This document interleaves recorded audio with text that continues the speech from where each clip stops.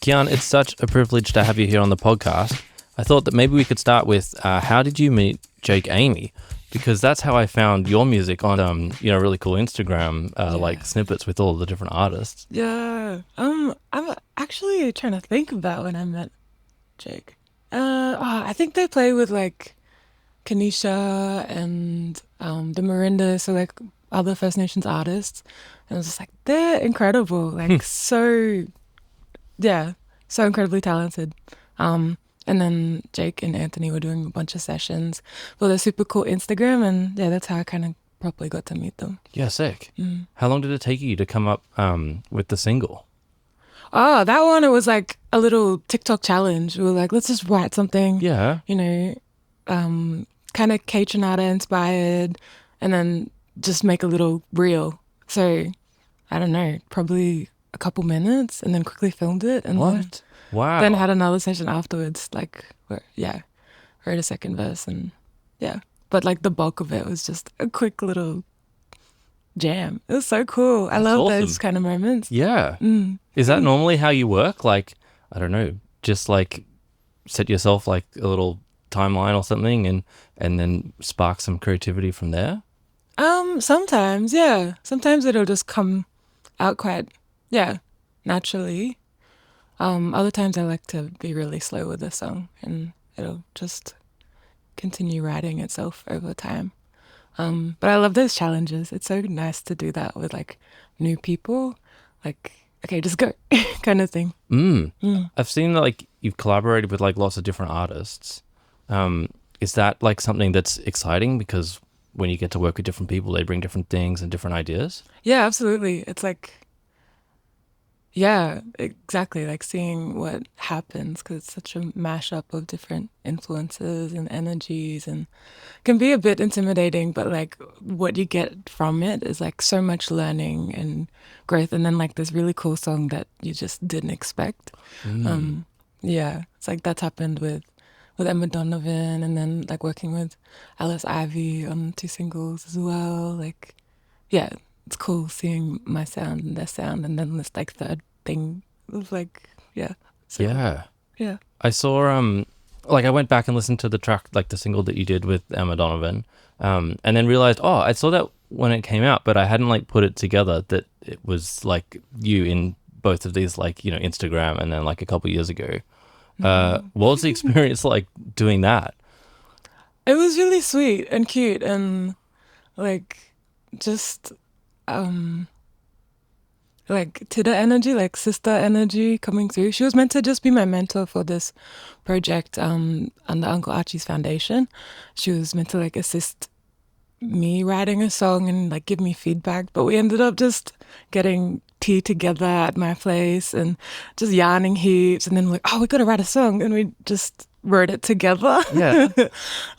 Which in the project everyone else hadn't collaborated like that with their mentor, but she was like, nah, we'll sing together. So it was really, really beautiful, and such a like powerful song too. It's like it was cathartic to write and to sing now. Do you still perform that song?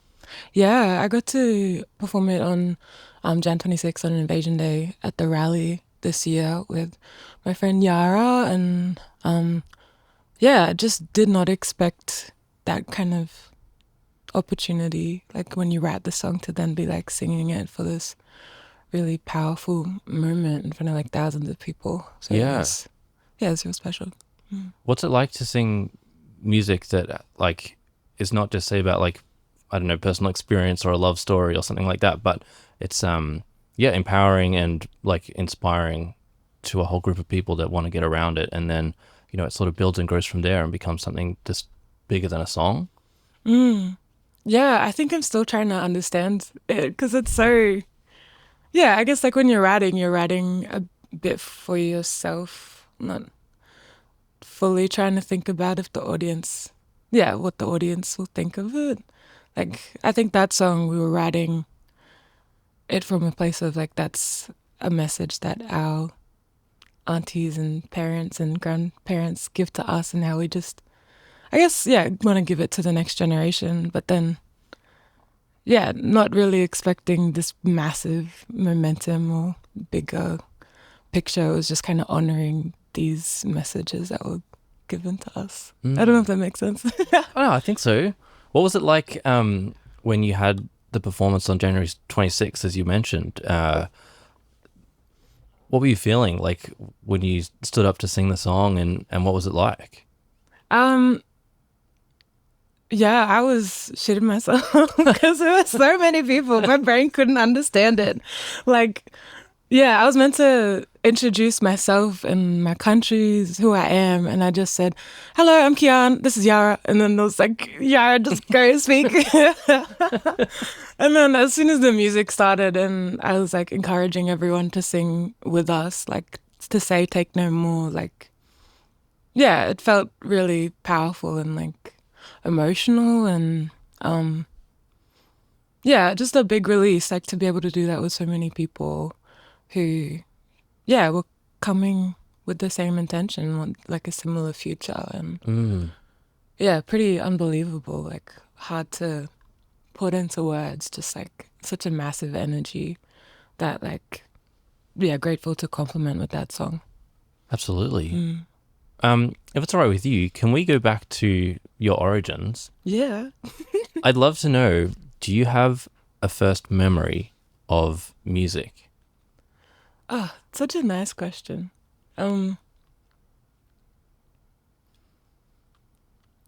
Yeah, I think a story that I was told a lot that I can't remember if it's just a story and I'm imagining it or if it's my own memories. um, yeah, my grandma was the first person to hear me sing when I was living with her when I was like 3 or 4. So I was singing a lot of Disney. I was singing Little Mermaid, and just, yeah, how that story's been carried forward of like, yeah, we were the first people to hear Kee'ahn sing, and she had this beautiful voice. And yeah, I really hold that close because a lot of my journey with wanting to pursue music is because of my grandma. But I think also just, yeah, singing with my dad. Like he is a singer, an actor, not like professionally, just as a love and passion. And yeah, I grew up kind of playing guitar with him and harmonizing with him, and we did musicals together. So it's hard to remember the exact moment when we were singing together, but yeah. What kind of music would you sing? And what was the like context of these musicals? The kind of music me and Dad would sing was like a lot of Bob Marley. Yeah, I remember singing Redemption Song with him a lot. My grandma loved like Cat Stevens, Yusuf Stevens, so some of those songs on guitar and singing, and yeah, Elton John, like them kind of songs, and musicals. Yeah, I just always saw Dad on stage and like singing in like wedding groups, and yeah, then I did it as a kid, like jumping into like children's musicals. And yeah, when I was 16 we got to do Hairspray together, so that Oh, was cool. really special. Yeah. And then we Wow. did a couple after that. Yeah. What was it like watching your dad balance like his passion for creativity, but it sounds like he had another job on the side. It wasn't like the only thing he was doing. Yeah, so he was a lecturer, so I feel like there's like an element of performance in that, like just lacking to be in front of people and speaking to people and sharing this like message. Like when I was a kid, I got to go to uni with him on school holidays and just kind of sit in the back and just, he's pretty animated and expressive. So it didn't feel too different, like Yeah. seeing him in those two spaces. Yeah, he worked in like education and like being an indigenous man, like weaving those two together with technology. And yeah, I think seeing him do that like just made me want to be more expressive and think about all the messages that I want to share. And yeah, I just get to do that with music, right? You mentioned that like maybe you were inspired more by your grandmother with your pursuit of music. Do you mind sharing a bit more about like what that relationship was like, and where that passion came from? Yeah, I think she was super supportive of whatever we wanted to do. I think she fought really hard for us to, kind of settle and to be there as a family, like really, yeah.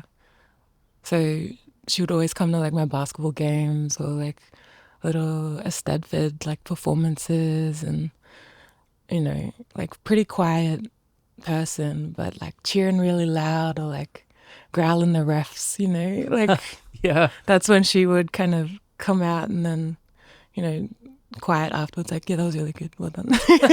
But you just feel that spirit. Yeah. So I think I started writing after she'd passed, and that I was like 17, like picked up the guitar, and I just wanted to honor her and always think about her, like when I'm performing, like knowing she's there. And I think that's what I kind of meant when made me go into music. Like,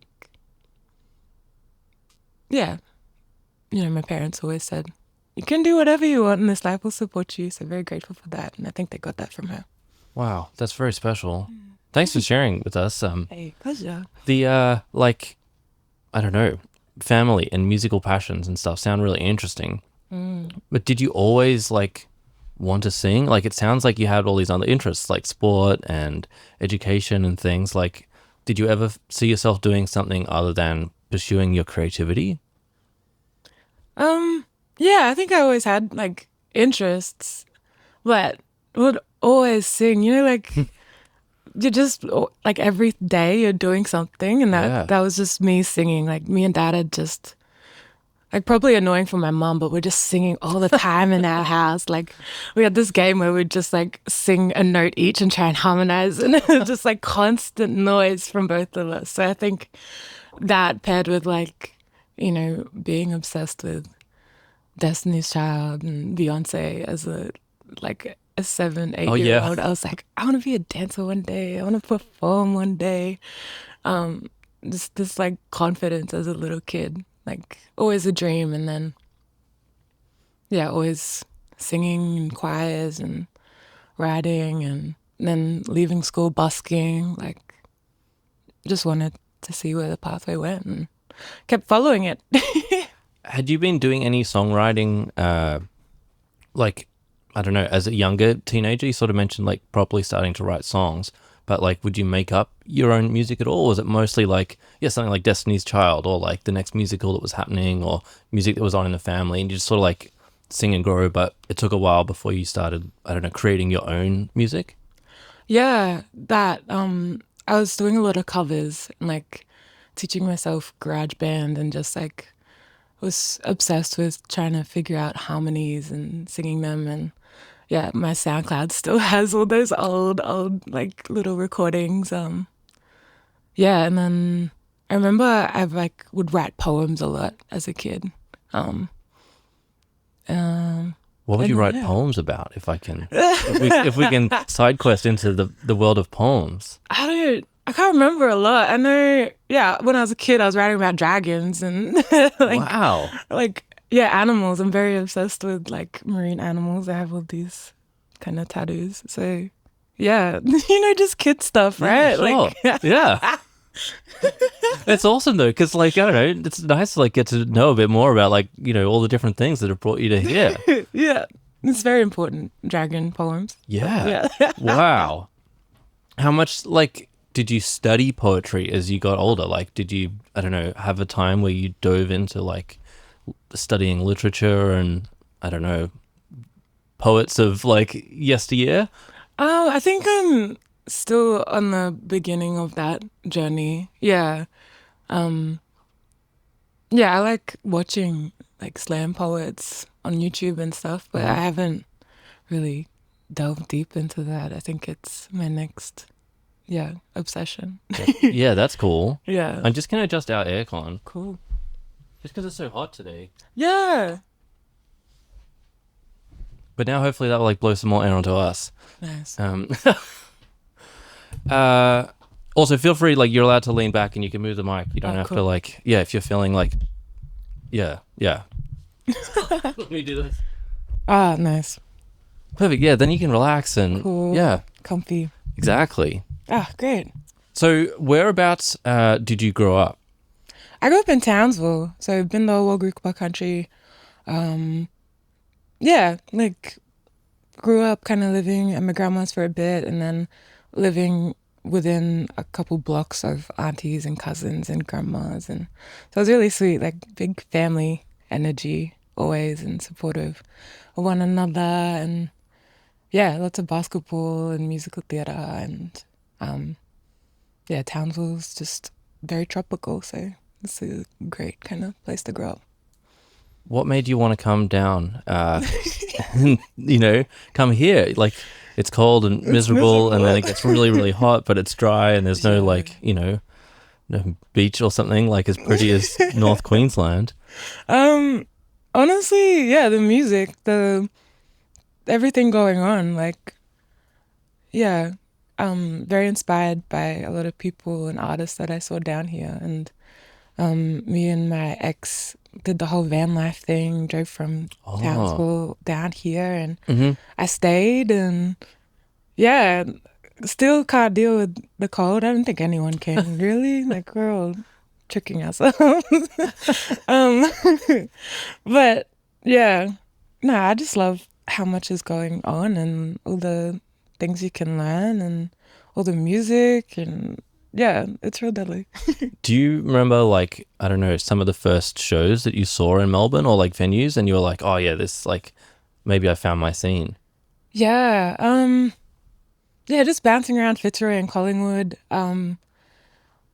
Yeah, I think I saw Dreaming Now the first couple of times, and the Marindas and Alara, Briggs Patterson, and now they're all like my friends. So I just feel like, yeah, it feels so lovely. Yeah, that's awesome. Who else? Yeah, and I was living in St Kilda, so I saw a lot of music around there too. Yeah, just so much going on. I love that there's like a festival every weekend in summer. Just, it's hard to like name people. Yeah, always love St Kilda first. Yeah,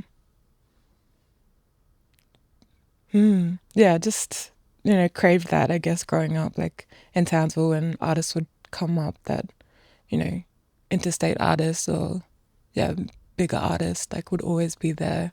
Remember seeing like Xavier Rudd back home and yeah, like, I want to go on tour one day. I want to travel this country and sing, and yeah, so it's really cool to be down here and see other artists doing that. And did I see that you're about to play with Xavier Rudd on like a tour or a festival or something? Yeah. So I got to support him with Bala Jawarai in Townsville last year, and then we're gonna do another gig in Mackay. So yeah, that'll be so cool. That's awesome. Yeah, his set is electric, and it was so deadly seeing him last year in Townsville, like getting Fred Leone and Jawarai up, and they're playing Yidaki Didge and dancing, and just like this big fusion of, yeah, like local artists and yeah, beautiful music. It's wow, special. Yeah, I think it's pretty awesome that like you've come, almost like full circle with what you're talking about of like, literally having like an artist like Xavier Rudd being like, oh, I wish I could tour with them, and now like you're actually doing it. Yeah, it's crazy. How does that feel? Yeah, I think I need to sit in it a little bit more, because I'm just like, I think I had a big head at the start, like, yeah, I'm gonna do this one day, and like just think, yeah, now I'm doing it.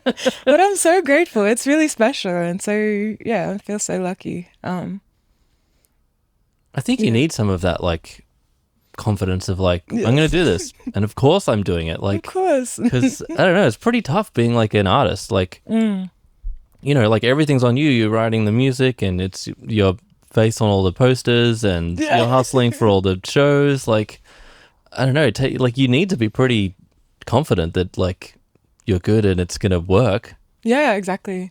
Yeah, I feel like because I don't know, this industry is a bit of rejection, so you have to be a bit secure in yourself and confident, and yeah, want your face plastered on posters.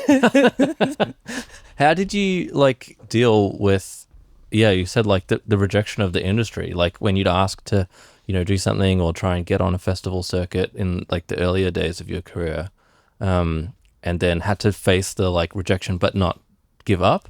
Did you have like, I don't know, any strategies or top tips for like younger artists that are facing the constant rejection cycle of like the musician life? Oh, top tips. um, yeah, I think like there's gonna be another way to do the things that you want. And sometimes, yeah, I think we're in such a great time of, social media and being able to connect with the people that will properly support you, that maybe this lane, this path isn't it. Like rejection can be a good thing. It redirects you, right? And like putting yourself out there, like you'll find the right path or you'll make the right path. You'll learn the right things that, give you the tools to make the path. But I think it's okay to feel a bit down about being rejected because it's pretty hard. But yeah, I think just top tip, like know that you can do it. You'll figure it out. And just connect with other musicians. Hey, I think that's what's great about this podcast and like musicians are sustaining each other, really. Like, yeah. It is definitely like very community based in the music scene. Like it was really interesting that a bunch of the first artists that you saw, you're like, oh, now I'm friends with all of them. Yeah. And I think, here is like a really good place, I think, for musicians really building each other up and trying to support each other in the scene. And even if you're not necessarily like in the same music scene as someone else, you probably know someone that crosses over. Like, I was at uni with Jake, and so now it's awesome that I get to meet you. Yeah. It's like a really small and supportive place. Like it's nice to hear you be like, yeah, just like get out and connect with more people because you'll find your people and the music can come through that. How much is like the social media side of it been a positive thing for you? Yeah. Yeah, I mean, it's been so supportive. Like, I guess like I was saying, like you can really find your people and your audience that way. And I think, like part of social media is a bit of a projection, but I think I try to be pretty genuine and want to be a full person, not just a musician on it. So then I think it gives my audience more context to the music that they're listening. Like I really hope, people are able to see more of the background than just the song. So I feel like that's what social media has made pretty valuable or like accessible. And then connecting with other people, like had seen Jake around, but connected with them through socials. And when I first moved down, I was singing with Dreaming Now, and had just followed him for a while and like seen his gigs, and he asked me to sing with him through socials, and I get to connect with like musicians internationally through socials as well. So it's like, it just feels like it makes the world smaller, right? Yeah. How do you decide like which DM you reply to when you're getting collaboration requests from like literally anywhere in the world from someone that's like, oh, I really like your voice. Would you sing on this track? Yeah, I feel like I'm replying to most people. Yeah, and like seeing what it's like and if it vibes, and I think it's important for me to try and answer everyone. I don't think I'm like this person that's getting like, DMs from everywhere in the world. It's not wild like that. But I like to connect with people and see what happens, and I'm not pretty shut off to things. I think that's what's nice about making music, or like finding my sound, whatever that is, like being able to experiment with different things. So I really admire people who reach out. How would you describe what your sound is now?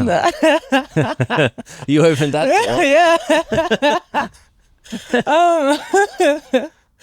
door. No, I don't know. I feel like the EP that is, yeah, my baby at the moment is very soulful and healing, and yeah, got a lot of elements of country in it and community. But then I don't want to stop myself from making like bops with Jake and like working with other producers, and like, dancing is pretty important to me. So I think all those things is my sound. Yeah. Like somewhere between soulful and healing and like dancing, shaking mui. It's awesome. It's like I feel like it aligns with what you're talking a bit more about, like even just on your Instagram, being like, I want to have like the music, but also just like, I don't know. I was thinking before this, like your Instagram just looks like an authentic person's life, Hey. and it's like, I don't know. I feel like there's not like that many people that are like doing everything, say like on their music page. Like maybe they've got like here's my like personal Instagram like for my life, but here's like all of my music stuff. But yours does present like, oh, like here's me, and I'm going through life, and also like here's all this music that I've been working on, and I'd love you to see too. It's very like, I don't know, you seem like open, as you say, to opportunities and doing different things, and it makes sense that you're like, oh, I'm working on this EP that's special, but I also love like singing some like more R&B soul music too. So like, not just putting yourself in a little box. Yeah. Seems like it makes sense. Yeah, I think so. No, thanks for that. Yeah, and I like admire artists who do that. But then I totally understand artists too who like have strong boundaries of like, this is my music, this is my project. But yeah, I think, I like that idea of not putting myself in a box right now. Maybe later? Maybe Is that later. what you're thinking? Like, maybe, yeah. Those are like a comfy box. well, we should talk about your EP a little bit, because like, as opposed for the context of listeners, we're recording this in January 2025. Oh, February. It's the second. Oh, yeah. Isn't it? Yeah. Yep. Oh my gosh, the year's going so We don't know fast. time, yeah. But you're listening in like, this is coming out in November. So potentially by now, your EP's come out. Yeah. Tell us about what that experience has been like. Yeah, it's been really beautiful. It's called For Me, For You. And I worked on it with my great friend Pataphysics, who recorded Better Things, my first single. When I was 23, and now like being able to work on like, I guess the title track Heavy with him was really special. Lots of incredible musicians, Rio from Izzy Band and his own project, and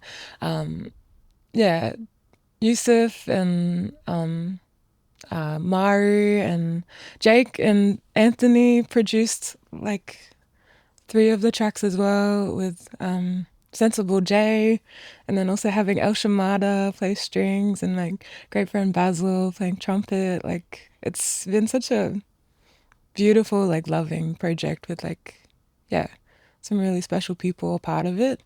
And a lot of the messages too are like, just from the heart, and I think things that people resonate with and might learn from, and a lot of the themes are about needing one another, especially in like, I guess the context that we're living in at the moment, like how important like community is, and being there for one another. So it's nice to make something that really holds the message while doing it, if that makes sense. Like having a beautiful community make it about the need and love of community. So I'm so excited to have it out. Love Jake and Anthony. They've really just put so much into it, and Sensible J is so deadly. Like, I feel like he's just the coolest person. And Elle and Basil, like, love them so much, and just lots of harmonies from me. So that's my favorite bit about singing. Yeah, awesome. How do you like come up with the harmonies that you're gonna sing? It's so intuitive. It's like very much, yeah, feeling it out. Like with Jake on one of the tracks, I just said, okay, I'm gonna sing now, and then we just layer it, and That's that awesome. would be the thing. Like, yeah, and it really takes me back to like being a teenager, like trying to cover like Kimbra songs and Sam Smith or something, and like, yeah, mucking around with harmonies. It just feels so, yeah, fun. Yeah. Is that like Kimber Vow's era where she was like looping her voice, doing all the Yeah, layers and stuff? yeah, Yeah, cool. exactly. Yeah, which is wild too, because Anthony like worked with Kimbra as well. So like full circle. Yeah, Yeah. so cool. It's getting small. Maybe you'll work with Kimber soon, which is like doing lots of creative things at the moment. True. And like I feel like I see her performing with more people. So like I don't know, Yeah. you gotta take yourself over to New York or something. Yeah. True. Do you have any interest in like, I don't know, basing yourself anywhere other than Melbourne? It sounds like you've got such a good community here of like music making colleagues that like, I don't know, it's pretty special, but maybe it's part of this like, I'm going to do it as an artist that you feel the pull to, I don't know, have some like more international performance history or something. Yeah. I mean, um, yeah. I think there's a bunch of people that I've connected with through socials that I'd love to like meet in person and make music together. Um, the goal for this year, um, I don't know if it will happen once this is out, but like I'm trying to go to Canada and like it's a International Indigenous Music Summit, so connect with First Nations people there and make Oh, music wow. there. And um, I don't know if I could ever live somewhere not, yeah, Aboriginal land for a long time. I just miss home too much. But like be a dream to make music with other people and travel and connect. I got to go to Aotearoa last year and that was so brilliant, like getting to sing there and yeah, like connect with First Nations people there too. So I think that's definitely on the cards. Mm. How much does like your Aboriginality affect the music that you make? Uh, Mm. Yeah, I think it's so important. Before this, I was thinking about like country as another musician in like making music. ah, Because one of the songs on my EP, I just did like a little field recording when I was up on Yalanji country, which is like specifically Mossman Gorge, but it's like around Port Douglas area, Daintree Rainforest. Like, yeah, just got the sound of the water. It's my favorite place in the world, like that water, because it's clear, the water's so cold, but the air's really humid.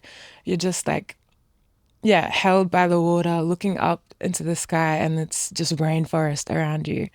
And you're just hearing all the birds and the insects. And yeah, I really wanted that in the song because it's about like, yeah, holding each other, holding community, and how country holds us. So I think my Aboriginality is like linked to country and yeah, space and um yeah, I think that's where I'm trying to like put it into words. Um I think yeah, my Aboriginality is pretty important to me and that's important. That's shown in my music, I guess. But I guess Aboriginality to me is just the connection to the land. mm. What did you mean when you said like that you were thinking about like country as another musician? Do you mind like extrapolating on that? Yeah, I think it was just the start of something, but like just how country informs like the sound we're capturing right now and like yeah, how we feel, um the mood that we have with, you know, the weather um and yeah, I guess it just really informs how sound moves through space. And I guess I've been listening to like Emily Waramara a lot. and Dobby, and they have a lot of like field recordings of their countries or the spaces that they wrote the song, or yeah, I just think it's a really lovely thing to think about. Yeah. Is there much like of these field recordings throughout the new EP? A little, yeah, not every song, but um, yeah, I guess like yeah, Heavy, the one that I was talking about, is the main kind of song that country really sings in it. There's just the water sounds underneath. Mm. I'm really looking forward to listening. For someone that perhaps doesn't know you as an artist, but how would you want them to come to listen to this EP of yours? Ooh.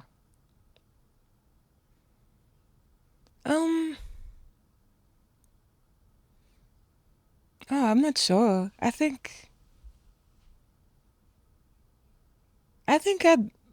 love people to hear a bit of the story first, or like, yeah, see me first and then come to the music, even though that's not really how it works with Spotify and stuff. People just access the music first. But I hope there's like that inquisitiveness to see the full picture. I think,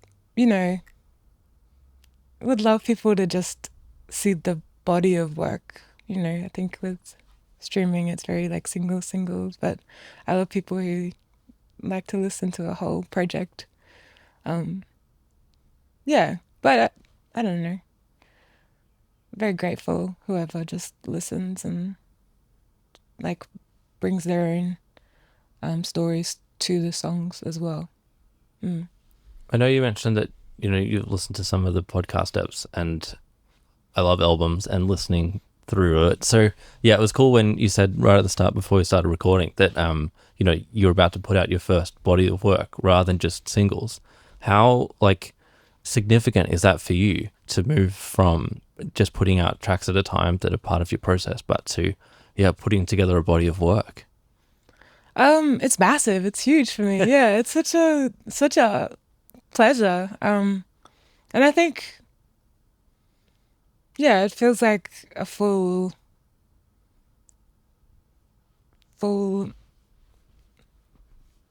chapter. Like, I think I've just put out kind of paragraphs, but I want the chapters, and then people can see the whole whole book. And yeah, I think just how many stories are in it and all the lessons, and I think it'll really resonate with people being able to see the flow of it all. Like it's just stamps a chunk of time for me, so it's such a pleasure. What's your preference in terms of live performance versus studio and songwriting? Oh, I don't want to have to choose because it's so fun. Like, I love the detail that goes into recording, and how intricate it can be. But then like live performance, I love that it's different every time. Sometimes, and like it can be very in the moment. And you can capture that with recordings, but I personally like trying to be a bit of a perfectionist with my recordings. Like I love the detail in it. So I don't know what the preference is. I think if I had to choose, it'd be live. Yeah, because like connecting with other people in that moment and like not being able to recreate it, and like that's pretty special. Continuing the like tough comparisons, what about touring as the support artist versus performing as yourself at the festival? Ooh, I think performing as myself at the festival. But I learn a lot like supporting artists, and you just create really great memories with people you admire, and But it feels like such a powerful moment to like stand on your own 2 feet, kind of in a space and be like, this is me, and yeah, connect with your audience who kind of came to see you. Yeah. That makes sense. Yeah.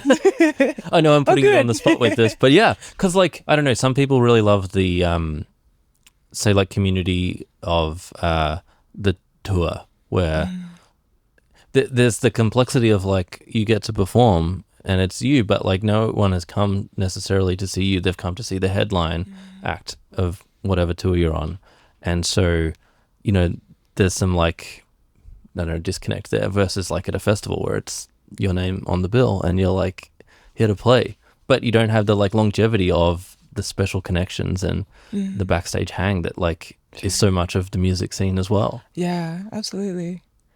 Oh, you made me. I think I want to change it. That's such a good point.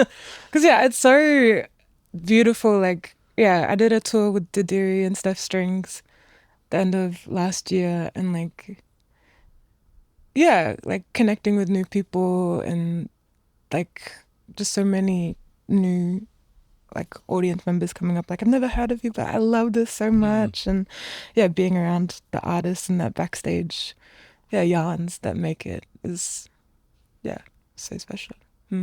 Could you tell us the story of like the lead up and event of you when you won the Archie Roach Foundation Award? Yeah, it was lockdown, so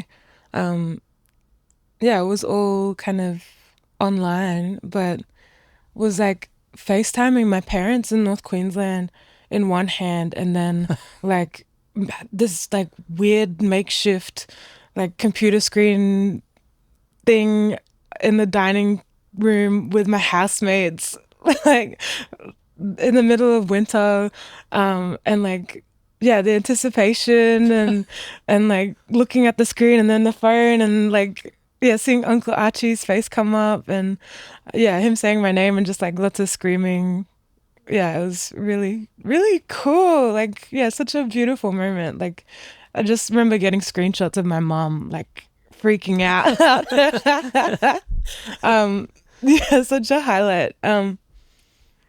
Yeah, and like, I don't know, I feel like that kind of changed everything for me. Like, it was hard to know, to like really understand how people were connecting with better things and with my music, because it was, you know, all online and just like lockdowns. But that was, I guess, made me realize how much it was reaching people. Yeah, and just love Uncle Archie so much, look up to him so much. So it was just a big moment. Like, yeah. Yeah, absolutely. Have you had a chance to do some things in person because of like at the time everything was in lockdown and virtual, as you say? Yeah. Have I done things in person? What do you mean? Oh, sorry, as in like with Archie Roach himself or the foundation and stuff, like in the years later. Yeah, with the foundation, I think got to like meet Uncle Archie a couple times in person. Yeah, post lockdown, like yeah, kind of some of his last gigs. Yeah, just got to see him perform. Oh wow. Yeah, it was really beautiful. But I think another highlight, like it was still over lockdown. We just connected one-on-one for like a YouTube series that he'd put on, like interviewing young artists, and got to like play better things for him. And yeah, he just cried and it was really special. And yeah, and then yeah, once he'd passed, just been really lucky to be involved in these things honoring his memory and his work and his legacy. And same with Auntie Ruby. Yeah, and working with the foundation as well, who are doing those things honoring his legacy and his message of really wanting to support young First Nations artists. Yeah, yeah, so got to do a lot. Like the program with Emma, like it's called Singing yeah. Our Futures. So a bunch of emerging First Nations artists paired with established mentors. So Emily Warren Mara, Emma Donovan, Uncle Kutcha, I think Dobby as well. I think Dan Sultan was a part of it, and yeah, Bumpy, and they're on their third round now. So they've done 3 cohorts, and it's all because of Uncle Archie and Auntie Ruby. Like, yeah, that these artists are able to put out music and do a whole release supported by people who have experience, and yeah, That's awesome. yeah, it's so cool. We've got a few like international listeners of the podcast. Oh, lovely. Would you mind just explaining why you refer to them as uncle and auntie? Because it's not a familial tie. Yeah, but I always forget that. like for the context of some of the people that mightn't know, because it's not just Australian listeners. Would that be okay? Yeah, absolutely. I guess it's like a respect thing. I think it's really beautiful how Blackfellas, Aboriginal and Torres Strait Islander people here, First Nations people, are so connected with one another. When you meet each other, you ask where you're from, your family, your country, your tribe. So I guess when you're around kind of elders or older people who are First Nations and you want to show respect, you ask if you can call them uncle, auntie, or sister, or cuz, or brother. Because, it feels like we're family. But you gotta, ask consent, because aunties and uncles would be like, hey, I'm not that old. Don't call me that. But it's like a respect thing. It's like such a, big family connected in some way. Like we kind of all know like last names and distant connections, even though can't assume, like people will be like, nah, we don't know everyone, but kind of we do a little. All right, thank you. Yeah, no, everything. We've been playing this game on the podcast where I get each guest to ask a question for the anonymous next guest. So I've got a question for you from mix engineer Hayden Lowson. Oh, cool.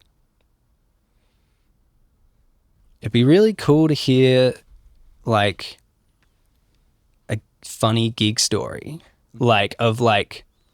give me like a kind of nightmare gig situation that's like potentially like going off the rails. Like, you might have dreams about this coming up to a gig where like everything's going wrong. Like, you rock up without your instrument, or like you never even make it to the gig, or you like get on stage and like you wearing no pants or something. But like some of these things like really happen in real life. So I'd love to hear some funny, maybe embarrassing, or maybe something just went really wrong at a gig. I want to hear a story, but like you always pull through. Like whenever this has happened, there's always a way through. So I want to hear what was happening, and I want to hear how you pulled through. I love that question so much. That's a great question. I think there's a lot of little ones. I think I'm lucky that I haven't not made a gig. But, when I was doing some, when I was in Townsville first kind of starting out, I remember I rocked up. I drove there like in such a haste and like forgetting stuff. I forgot my shoes. So I just walked in barefoot. But it was fine. Like, not like there's probably like 3 people in the audience. So it was cool. And now I kind of willingly take my shoes off when I sing.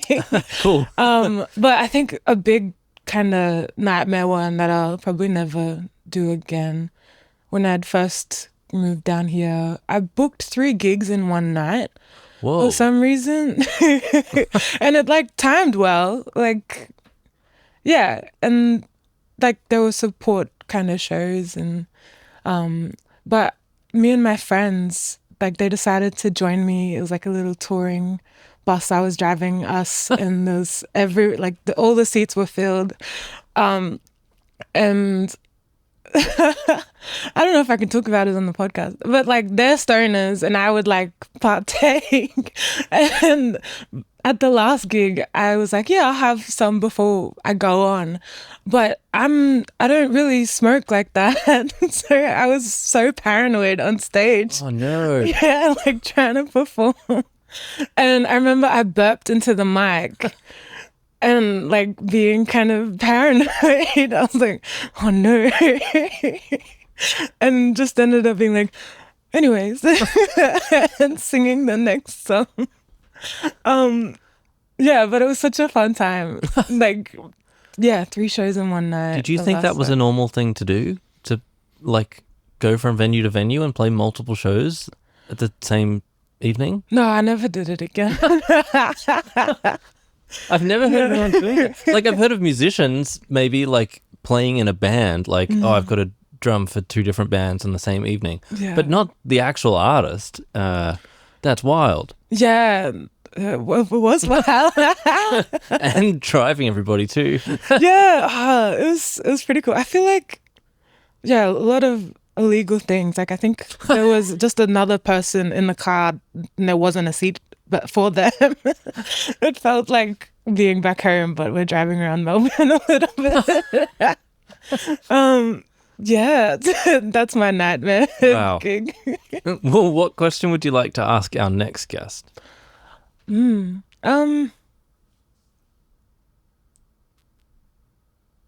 think going back to like the yarns or the thought I was having about how country can be like another musician, or like, yeah, inform your writing or how you're recording. I'd love to know. Yeah, I'd love to hear a story about that. Like, if you've been somewhere and written a song about country, or like heard something special, just like going on a hike or being at the beach or something, and how that's played into your music or inspired your music, or yeah. That's great. Hey, thanks. Have you found many places, down here that are also special to you now? Because it seems that you have so many places, from your country, but it must also be like different, but also good to like establish yourself here, and sort of go beyond just the like, community of friends you're building, but also connection with the land. Yeah, I think I want to do some more. I think it's easy to forget that like the city is still on country. So yeah, definitely still try to learn history just walking around like Fed Square even, or the Yarra, and yeah, like I feel really connected to Mary Creek. Yeah, just quiet kind of places like that. Yeah, lots of trees. And I lived in St Kilda for a bit, so even though it's not the best beach, but just happy to be near the salt water. Yeah, and I think because I'm a settler down here too, like always really special to learn about like Wurundjeri and Bunurong history and like ways of being on their country. But I love that question. Yeah. Do you? I know you don't really ask back, but no, you can ask back. Yeah. Oh, cool. I feel like at the moment I've been going to the Deep Rock swimming hole on the Yarra in Fairfield. I don't know if you've been there. I haven't been there. It's like a big bend in the Yarra, and it gets like quite deep, and so there's like a big like blue stone sort of like steps, I suppose, but like they're massive, and you can jump in, and it's like the closest to like natural water that I feel I can get to from living here in Brunswick, because there's not like a beach, or like you can't really swim in Mooney Ponds Creek or the Merry Yeah. Creek. They're all pretty small. But whilst this summer's been like pretty hot, I've been going there quite a lot. And that's been a really special place to like you look around, and although you can hear some cars because it's like, you know, still in a city, it feels that I can just connect with the nature and the trees and the rocks and feel the water. And yeah, it's become like quite a special place. Because I think, like you say, like it can be hard to like think of where I live as anything other than just like the streets and buildings that I see, because it's so devoid of like anything natural. Like I look out the windows of this like unit and you just see like the apartments on either side and everything's lined with concrete. Whereas that's like the closest spot to me that doesn't have that, I guess. Yeah. So it's easier to, I don't know, be thinking about that, I suppose, because I'm not just like, I'm walking down the footpath and all I see is houses and cars and streets. Yeah. So it's very like devoid of anything natural. That's beautiful. Yeah, I think it's important to connect to a place like that and remember those things. And yeah, I have to check it out. That's, yeah, it feels easy to forget that, yeah, we're still on a living, breathing country that's looking after us, like outside of the apartments and cars and stuff. So yeah, I love that. I'll have to check it out. Make sure you check the water quality before you jump in the water there. Don't go after it rains. Give it a few days, because it's still the Yarra. So Yeah, okay. Good to know. check the like, I don't know, the government website about water quality of the Yarra. Yeah. Just as a little safety warning, I suppose, if I'm recommending this as a place to go. Thank you. Yeah. That just reminds me, like in lockdown, I'd walk around Coburg Lake a lot. And there was someone doing laps in the lake. Really? Yeah. Would not recommend that either. Wow. But yeah. There's like 1,000 ibises that like... Yeah. It's that Coburg disgusting. Lake- yeah. Wow. Yeah. One day, hopefully, Yarra will be clean again. Oh, that would be great. I like, so my grandparents retired to Lake Tyers. Oh, nice. And I found these old watercolors. See, they're like two paintings I've got on the wall just in the I colon. was looking at them before. Yeah, and like that place probably, you just like sparked another memory in me. Like that would probably be my like most special place, because I spent like my childhood there with my grandparents. And on the like National Gallery of Victoria site, they opened up like images that were out of copyright. And so there was this watercolorist that was there in like the 1880s, and I was just like searching for like, you know, places that were like important to me, and then found like, oh, I've literally stood at both of those points of the beach, looking in both directions, like, and that's from, you know, 150 years ago. Like, I wonder what it was like, you know, another 100,000 years before that. Like, it's yeah, a very special place to me, and I think lots of other people. So it's nice to have like that on the wall to you know, because that's like 6 hours away. That's so beautiful. That's a really like beautiful story, and to go find that and yeah, to have it here, like yeah, so special. Yeah, I love to think about like what country has looked like before and what it will look like, and yeah, nice to document those things. So, Yeah. cool. I think like for me, like I'm really drawn to like natural places. So like we live in the inner city, but more out of like convenience Yeah. rather than like where I'd want to be. Like the dream would be like on a mountain at one with nature next to like a river and a, you know, like just be in amongst it. And this is like so devoid of that. Yeah. But at the same time, you can't like make well, you could make music to no one. But then I don't know, you lose your community too if you're going out solo. Yeah. Yeah, I feel that a lot and think about it a lot, and trying to ask my friends like, just come up to North Queensland, like let's just all go. Yeah. I guess that's how like communes start, right? Yes. Yeah, I feel like we're all having that conversation. No one's ready to like commit enough to do it, but like Yeah, I have that same chat with my friends. Like, come on, why don't we all just like go and live somewhere together, and we could just provide and live in community again. Yeah. Yeah, it's a dream. I think want to find some middle ground here, trying to do that too. I think I see people doing that slowly, and yeah. But I remember, like, I don't know if you're going to ask this, but that question about your dream gig, where you want it to be. Yeah, I want it to be like, I did Strawberry last year, and I loved how people were dancing in the water. Like, I'd love to do it in the gorge back home, or like, yeah, on the beach. But like, there's more of an appreciation from everyone to like care for the place that we're on. Like, love gigs in venues, but like being out in a space, and performing and making music together. Yeah, that sounds awesome. it's so cool. Yeah, and different to like the festival floor that just becomes like a mud pit. Like the opposite of what you're describing. In the water sounds amazing. Yeah, it'd be pretty special.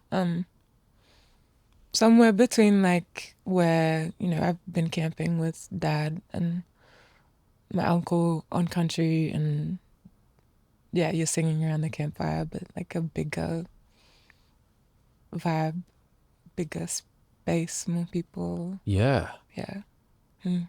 That sounds stunning. Yeah, thanks. Maybe you've got to find like a spot somewhere near here to like put on a little one of those of us that can't make it that far north. That far, yeah. Yeah. Even at like Fairfield Boathouse or something, like, yeah. you know, where the like outdoor amphitheater is next to the river. That's gorgeous. Have you played there? No.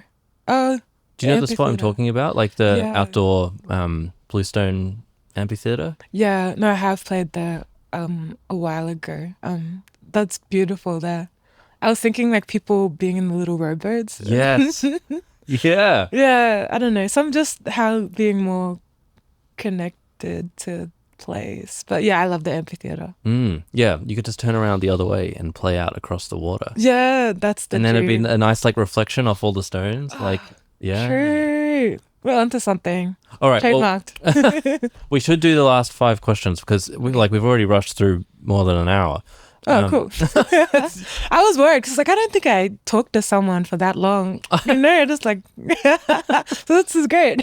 Oh, well, thanks so much for sharing like so many stories and like things that you're thinking about. It's been really special. Oh, a pleasure. Yeah, thanks for also sharing and having the space to do so. Yeah, really love the podcast. So it's cool to be on it. Oh, thank you. It's very special to have you on it.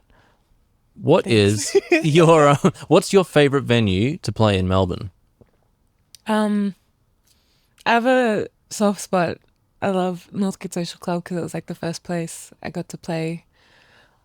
And I just think they do great stuff, and yeah, love that place. Absolutely. What is your dream venue to play? Oh my gosh, sorry, you've already just answered that. I was in the flow of just asking the questions. Yeah, no, I love that. Water, like a river, creek, like, yeah, I think that'd be really cool. Yeah, or like I love, they have a lights festival at AP Winelands, like Uluru, and I think that's really cool to do. Yeah. Yeah. That's what is your coffee order?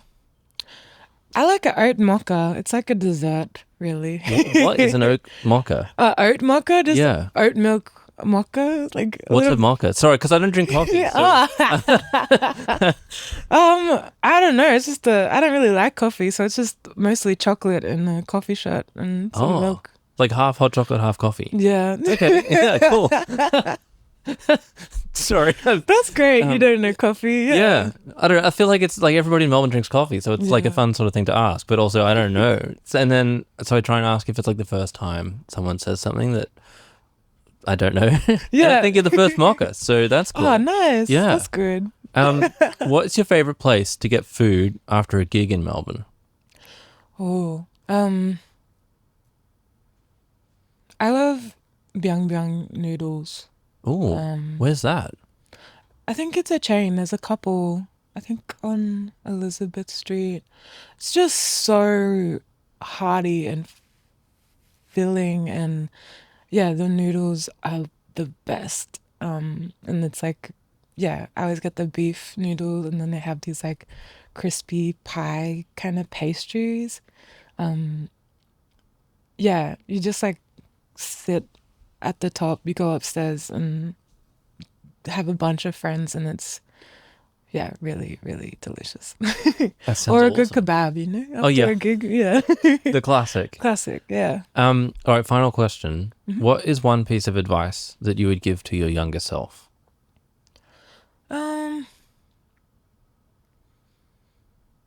I think like, yeah, don't doubt yourself. Like, yeah,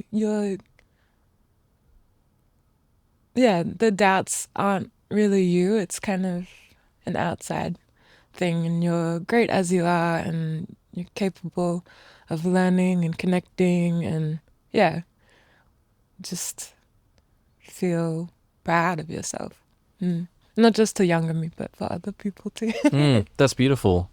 Actually, one more final thing. I don't know if I already said the final thing, but I said before we started the pod, like, your boots look like the coolest boots I think I've seen in ages. Because they're like, these big black leather boots, but also covered in specks of paint. Do you mind telling us about this mural that you've been working on? Yeah, first time getting to paint a mural, very spontaneous, being able to jump on the job. It's on Footscray Library, it's public art, and we just got to paint the intersex pride flag, and it's like, I think it's like 10 meters by 20 meters, and Whoa. got to like go up in the elevated, like the lift, and yeah, it was so satisfying being able to paint all day, for like a week. Whoa. So I I guess it's feel- so big it took that long. yeah, even longer really. It was, Wow. yeah, it was a cool process to be a part of, and like I feel so proud, like getting to drive past and be like, I've made that, I've been a part of that. Had friends already send me selfies with it. Oh, It's cool. so cool. Yeah. Wow. That's very special, especially like physical medium. Like, you don't have that so much as an art, like a musician. But yeah, that must feel great to like be like, oh yeah, I worked really hard, and now I can literally see it, and so can other people. Yeah, exactly. Yeah, it feels really special. Didn't expect to feel like this right at the end while I was doing it. So it's been a fun little side quest. Yeah. And yeah, I like that my boots can tell the story. I was like, I'm not gonna clean these. They Yeah. probably look a bit gross, but I think I look like an artist, you know? Yeah. No, it's very cool. Thanks. Yeah, thank you so much, Kee'ahn. Like, this has been an absolute privilege for me to meet you and talk to you about your music and journey, and thank you so much for the music that you make and the community that you've built, and sharing so much with us on the podcast today. It's such a pleasure. Yeah, thanks for having me. It's been so lovely, and love what you do. So keep going, and yeah, thanks for having me.